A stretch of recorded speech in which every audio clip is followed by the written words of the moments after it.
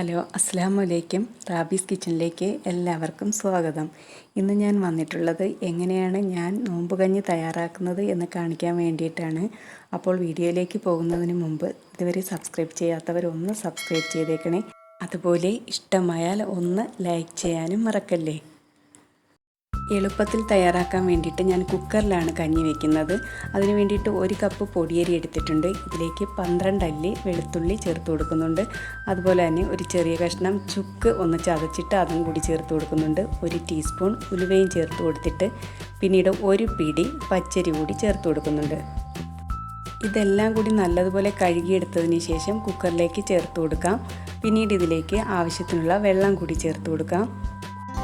പച്ചരി ചേർക്കുന്നത് കഞ്ഞിക്ക് നല്ലൊരു ടേസ്റ്റ് കിട്ടാൻ വേണ്ടിയിട്ടാണ്. ഞാൻ ആദ്യം കുറച്ച് വെള്ളത്തിലാണ് ഇത് വേവിച്ചെടുക്കുന്നത്. അപ്പോൾ മൂടി വെച്ചിട്ട് ഒരു വിസിൽ വരാറാകുമ്പോഴേക്കും ഞാൻ ഫ്ലെയിം ഓഫ് ചെയ്ത് വയ്ക്കും.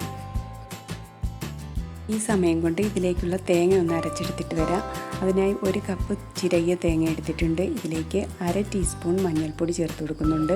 അതുപോലെ 1/2 ടേബിൾ സ്പൂൺ മല്ലിപ്പൊടിയും പിന്നീട് 1/2 ടീസ്പൂൺ ജീരകത്തിൻ്റെ പൊടിയും ചെറിയ ജീരകത്തിൻ്റെ പൊടിയാണ് ചേർത്ത് കൊടുത്തിട്ടുള്ളത്. പിന്നീട് 1 ടീസ്പൂൺ കുരുമുളക് പൊടിയും ചേർത്ത് കൊടുത്തിട്ട് ഇതിലേക്ക് ആവശ്യത്തിനുള്ള വെള്ളം കൂടി ചേർത്ത് കൊടുത്തിട്ട് നല്ലതായിട്ടൊന്ന് അരച്ചെടുത്തിട്ട് വരാം.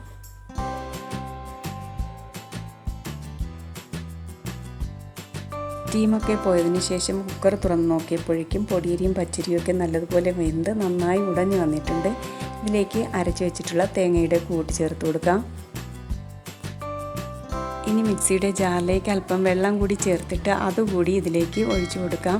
നേരത്തെ അരി വേവിച്ച സമയത്ത് ഉപ്പ് ചേർത്തിട്ടില്ലായിരുന്നു. ഇപ്പോൾ ആവശ്യത്തിനുള്ള ഉപ്പും കൂടി ചേർത്ത് കൊടുത്തിട്ട് കഞ്ഞിക്ക് എത്രത്തോളം ലൂസാണോ വേണ്ടത് അതനുസരിച്ച് തിളച്ച വെള്ളം കൂടി ഇതിലേക്ക് ഒഴിച്ചു കൊടുത്തിട്ട് മിക്സ് ചെയ്തെടുക്കാവുന്നതാണ്.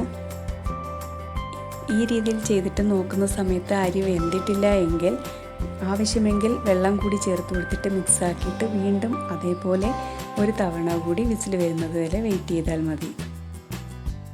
ഇപ്പോൾ കഞ്ഞിയിലേക്ക് ആവശ്യമായിട്ടുള്ള തിളച്ച വെള്ളം കൂടി ഒഴിച്ചു കൊടുത്തിട്ട് നല്ലതുപോലെ ലൂസാക്കി എടുത്തിട്ടുണ്ട്.